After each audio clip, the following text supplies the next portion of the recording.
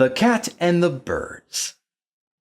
A cat heard that the birds in an aviary were ailing, so he got himself up as a doctor, and taking with him a set of instruments proper to his profession, presented himself at the door, and inquired after the health of the birds. "We shall do very well," they replied without letting him in, "when we've seen the last of you." The moral of the story is, a villain may disguise himself, but he will not deceive the wise.